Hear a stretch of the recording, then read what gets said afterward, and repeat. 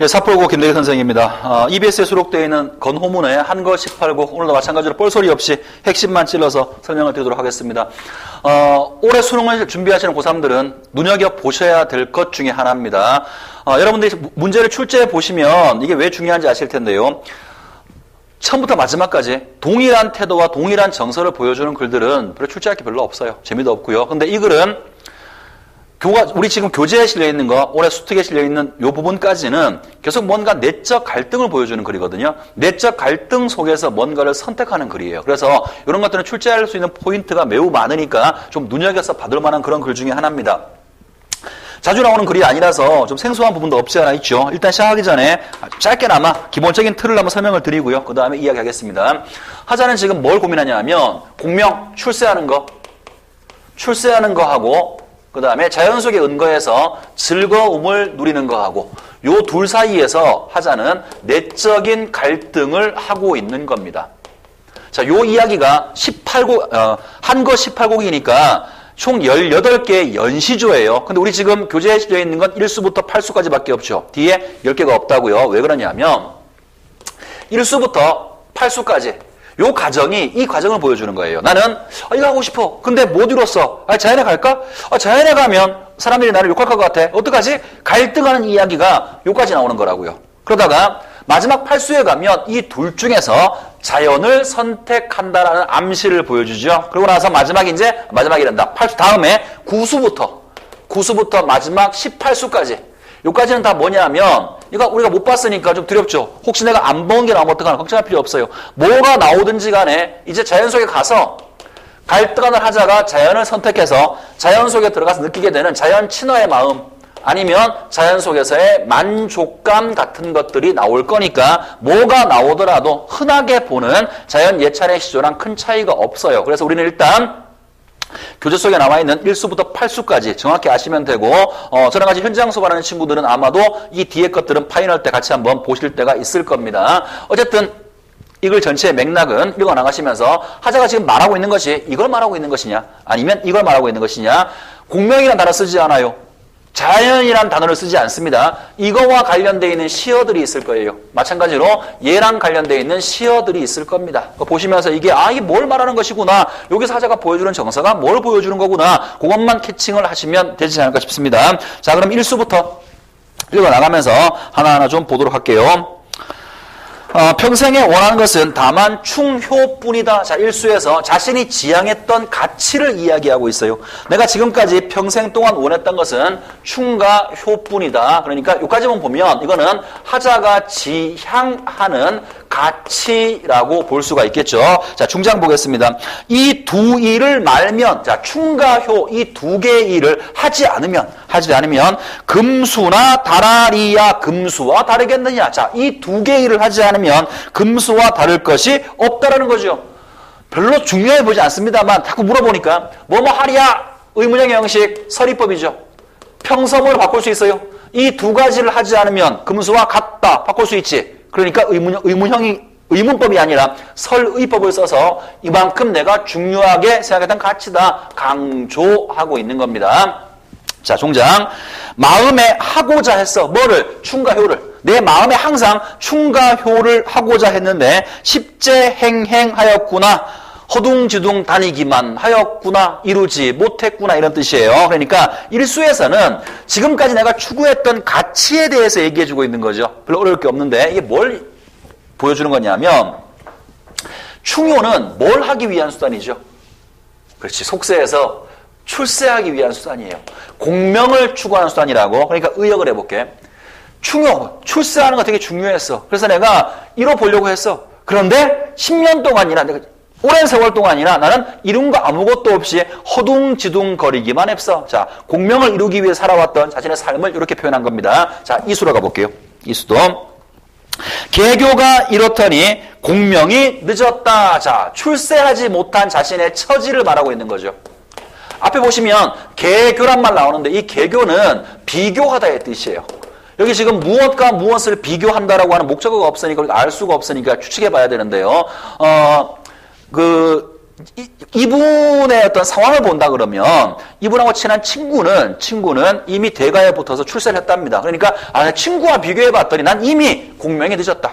이렇게 볼 수도 있고요. 그 다음에 이걸 전체를 가지고 보면 하자는 지금 계속 자연에 갈까? 출세할까? 갈등하는 거죠. 그래서 자연이 좋을지 출세하는 게 좋을지 막 갈등하다 보니까 나는 공명이 늦었구나 이렇게 해석해도 상관없을 것 같습니다. 어쨌든 간에 우리 입장에서는 그냥 무엇이 중요한 게 아니라 뭔가 좀 비교하다가 확신을 갖지 못하고 비교하다가 갈등하다가 나는 출세가 늦었구나. 부급동남은요 말 그대로 책을 들러매고 동쪽 남쪽을 다니는 거예요.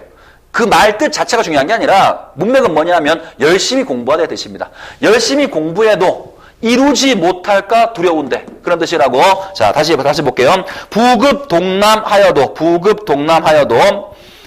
여공불급하는 뜻. 자, 이루지 못할까 두려워하는 뜻. 자, 뜻 좀 보세요. 뜻이라는 단어가 이 글 속에서 여러 번 반복해서 나올 겁니다. 근데 이 뜻이 어떤 것은 공명을 추구하는 뜻이고요. 어떤 것은 자연 속에 은거하고자 하는 뜻이에요. 그러면 이거는 어떤 뜻이겠어요? 공명의 자연이야. 당연히 공명이죠. 그죠?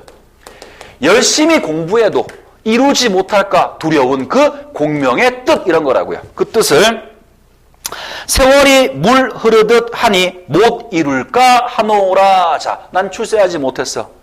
열심히 공부해야 되는데 이 공부하지 못하고 맨날 10년 동안 허둥지둥 다니고 비교만 했어. 그래서 세월은 이렇게 빨리 지나가는데 내가 혹시 공명을 이루지 못할까 걱정이다. 공명에 대한 두려움 혹은 걱정을 보여주고 있는 거죠. 자, 1수와 2수에서는 지금까지 내가 공명을 이루기 위해 살아왔는데 이루지 못했어. 세월이 빨리 지나가네. 어떡하지? 걱정하는 모습이 1수와 2수에 보여지는 겁니다. 자, 3수로 지나갑니다. 아직까지는 계속 공명 얘기했으니까 아직 갈등 모르겠죠. 자, 3수부터 서서히 이제 이야기가 나올 겁니다. 3수를 보시면 비록 못 이루었지만 공명을 목적 없잖아요. 그죠? 의미상 집어넣으면 돼요. 자, 비록 공명을 이루지 못했지만 임천이 좋다. 자, 비록 나는 공명은 이루지 못했지만 뭐가 좋냐면 자연이 좋아요. 임천이라고 하는 것은 원래 숲을 임자에다가 그 샘물천자니까 숲에 나는 샘물이라는 뜻인데 고전에 많이 나오죠. 자연을 대유하는 말입니다. 나는 비록 속세에서 공명을 이루지 못했지만 자연이 좋다라고. 아까는 틀림없이 충효만 얘기했는데 새로운 가치 하나를 제시하고 있는 겁니다. 다시 읽어볼게요. 비록 이루지 못했지만 자연이 좋다. 무심어조는 하얀나니. 자, 무심어조. 무심이라는 것은 한자를 보시면 마음이 없는 거죠. 마음이 없는 고기와 새 이상하잖아. 고전에서의 무심은 무조건 다 무욕이에요. 욕심이 없는 거. 욕심 없는 고기와 새, 자연이겠죠. 욕심 없는 자연은 스스로 이렇게 한가한데 조만 세상을 잊고 조만간 곧 세상 일을 다 잊고 너를 쫓으려고 한다. 자, 자연은 이렇게 한가한 것이니까 더 이상 이제 나는 세상 일, 뭐에 관한 거겠어요? 공명이죠. 공명에 관한 일을 잊고 너를 쫓고 싶다. 자, 자연에 가고 싶어. 자연 귀의의 소망이 나온 거죠. 그러니까 하자는 지금 마음속에 있는 두 개의 가치를 얘기하고 있는 겁니다. 하나는 출세하는 것. 또 하나는 자연 속에 은거하는 것. 여기까지 1, 2, 3수에서 이미 다 제시했어요. 자, 이제 4수로 갑니다. 4수에서 갈등이 극명하게 드러날 겁니다. 보세요. 강호에 놀자고 하니 성주를 잇겠고 성주를 섬기자고 하니 소락이 어긋난다. 자, 강호는 당연히 자연이겠죠. 그죠? 자연 속에서 놀자고 하니 성주 임금이에요. 임금을 잊어버리겠고 임금을 섬기자고 하니 소락, 즐거움이야. 즐거움이 없어질 것 같아. 그러면 보세요. 여기 지금 성주는 여기에 포함되는 거죠. 임금 곁에 출세하는 거. 임금 곁에 있다는 말이 관리로 나가서 출세하는 거잖아. 내가 자연 속에 들어가면 즐거움은 있어. 즐거움은 있는데 임금을 잊어버리겠고 임금을 따르자니 이 즐거움이 또 사라져. 그래서 하자가 갈등하는 마음이 사수에 극명하게 드러나 있고요. 표현 방식은 이 문장의 끝나는 부분이 다음 문장의 첫 부분에 이어지고 있으니까 연세법이 사용되었다라고도 얘기할 수가 있을 겁니다. 다시 읽어보고 중장 보겠습니다. 강호에 놀자고 하니 성주를 버리겠고 성주를 섬기자고 하니 소락, 작은 즐거움, 지극한 즐거움. 자, 즐거움이 어긋나는구나. 혼자 기로에 서서 갈 때 몰라 하노라. 자, 혼자 기로에 서 있답니다. 기로라고 하는 것이 갈림길이죠. 그죠? 정말로 서 있을까요? 그럴 리가 없지.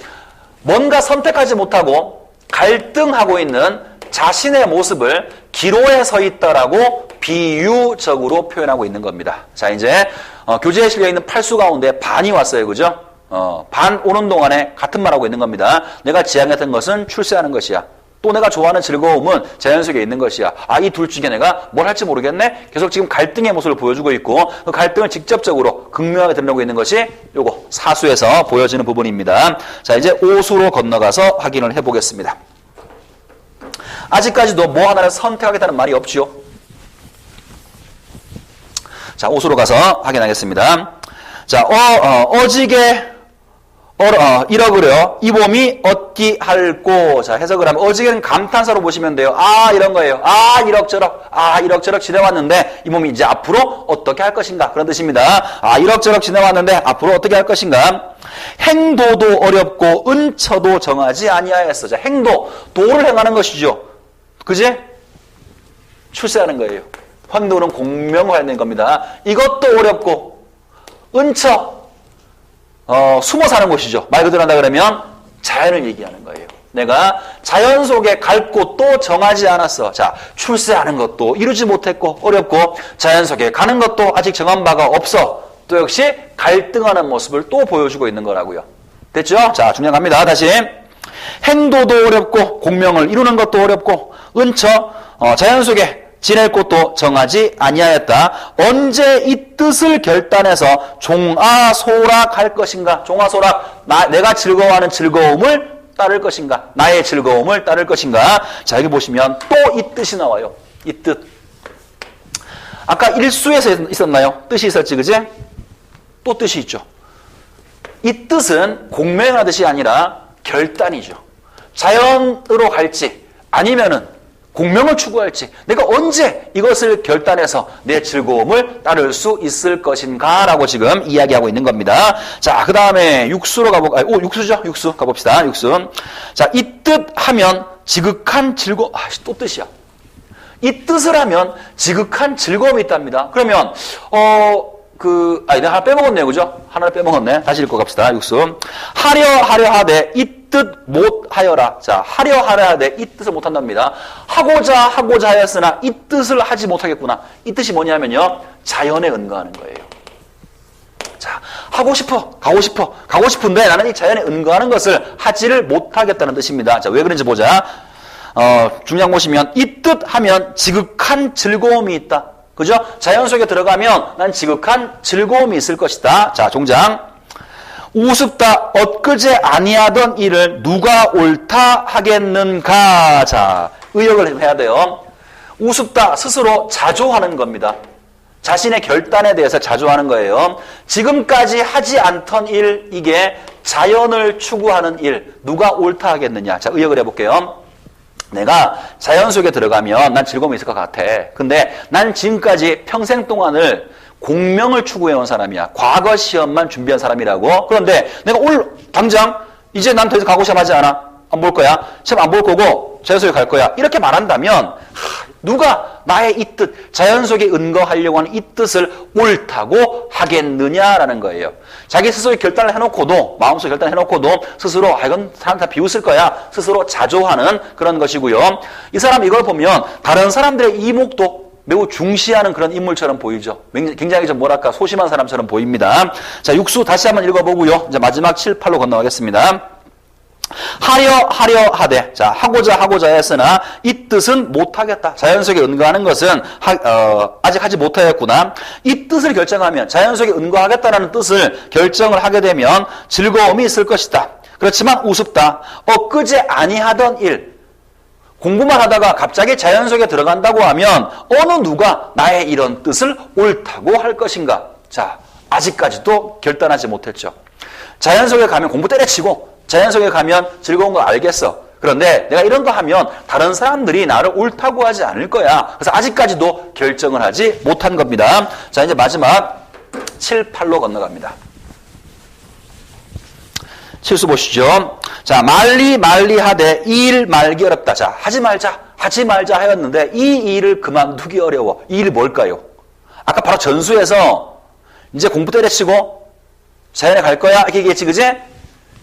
갑자기 여기서 뭐라고 말하냐면 그래 하지 말자, 공부하지 말자, 하지 말자 했지만 하지 말자라고 했지만 이 일을 그만두기 어려워. 자, 이 일은요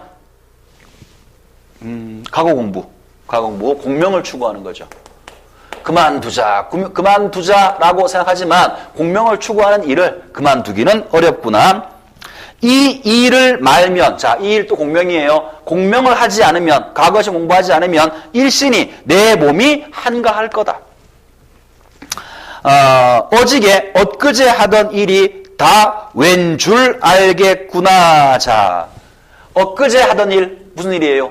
과거 시험이죠. 자, 벼슬길을 추구했던 거예요. 벼슬길을 추구했던 일이 생각해보니까 모두 다 잘못된 일인 줄 알겠구나. 왜냐하면 이 속에 있으면 괴롭고 이걸 버리고 이 일을 그만두고 자연 속에 가면 난 이제 즐거움을 찾는 것이니까 생각해보니까 지금까지 했던 모든 일들이 지금까지 공명을 추구하면서 출세, 입신, 양명을 지향했던 나의 이런 모든 벼슬길을 향한 삶이 잘못된 것을 내가 알겠구나라고 말하고 있는 겁니다. 자, 7수 다시 한번 해석을 하고요. 8수로 갈게요. 자, 하지 말자, 그만두자라고 하였는데 이 일을 그만두기는 어렵다. 공명을 추구하는 것, 공부하는 것을 벼슬길을 추구하는 것을 그만두기는 어렵다. 이 일을 그만두면, 벼슬길을 추구하는 것을 그만두면 일신이 한가하다. 어지게 엊그제 하던 일이 다 잘못된 줄 알겠구나. 벼슬길을 가려고 했던 일들이 다 잘못된 줄 알겠구나. 자, 8수. 출하면 치군 택민. 자, 출이요 나가다의 뜻이죠. 어디에? 벼슬길. 벼슬길에 나가면 임금을 섬기고 백성한테 혜택을 주는 거예요. 벼슬길에 나가면 임금을 섬기고 백성한테 혜택을 주고, 처하면, 자, 은거하는 거죠. 어디에? 자연 속에. 자연 속에 은거하면,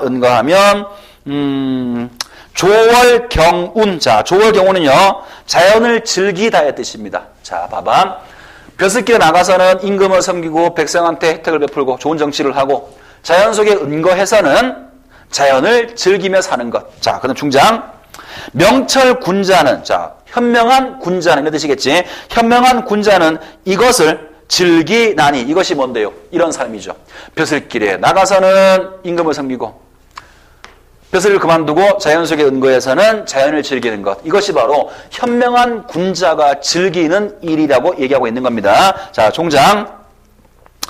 하물며 부기는 위기라 빈천거 하리라. 자, 하물며 부기라고 하는 것. 부기는 위기가 되니까, 부정적인 것이니까 나는 빈천, 가난하지만 만족하고 살겠다. 이런 거죠. 그럼 이게 뭐를 암시하는 거냐면, 하자가 부기하기 위해서 뭘 해야 되는 거죠? 지금까지 공명을 추구했죠. 공명은 위기야. 위기니까 난 이제 더 이상 공명을 추구하지 않고 빈천거, 가난하지만 만족하고 살 거야. 자연 속에서 안빈낙도하며 살 거야라고 다짐을 하고 있는 거죠. 그래서 앞부분에서 계속 지금 자연과 공명, 출세 사이에서 갈등하던 하자가 여기서 이제 암시적으로 난 더 이상 이제 부귀 공명 추구하지 않을 거야. 그건 위기가 있어. 위험해. 그러니까 난 이제 다 버리고 가난하지만 만족하면 살 거야. 어디 가서? 자연 속에서. 그래서 그 다음 수부터는 전부 다 자연 속에 실제로 들어가서 살아가는 하자였던 만족감, 이런 것들이 나와 있는 것이 글 전체의 내용이라고 보시면 돼요.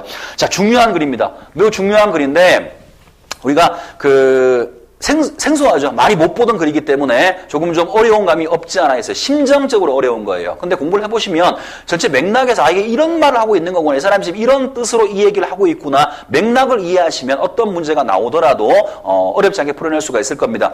지금 이 강의 목적 자체가 뻘소리 없이 핵심만 찌르는 강의니까 이런 말 하는 게 맞는지 모르겠습니다만 그래도 한마디 하고 끝내겠습니다. 고전 공부할 때요, 참 답답한 경우가 있습니다. 여기는 연세법이고 대꾸법이고 비유법이고 뭐고 막 미친이 공부하는 사람들, 오약 연비는 이게 뭔 뜻인데 막 물론 좋아요. 좋은데 그 이전에 뭐가 되느냐면 자구의 해석보다가 맥락을 이해하는 게 더 중요할 수 있어요. 하자가 지금 이 상황에서 어떤 의도에서 이런 말을 했고 여기서 보여지는 정서가 어떤 것이고, 공부를 그런 식으로 하면 문제가 조금 바뀌더라도 그 맥락에 따라서 문제를 해결할 수가 있는데 있는 그대로 참고서에 나와 있는 대로 무슨 법 이딴 거 외우고 요 글자는 무슨 뜻이야? 이런 거 외우고 이런 사람들은 문제를 보는 시야가 매우 좁아들 수밖에 없어요. 내가 지금 내신을 준비하느냐 혹은 수능에 따라서 공부의 방식이 조금 다를 수는 있겠습니다만 큰 맥락의 틀은 주어진 텍스트의 맥락을 이해하는 거예요. 지금 보시는 이 글도 자구의 해석 물론 중요합니다. 물론 중요합니다만 더 중요한 것은 요 구절에서 하자가 어떤 의도에서 이런 말을 했는지 맥락들을 판단하시면서 해석을 해보시면 더 큰 도움이 될 거라고 생각합니다. 자, 수고 많았습니다.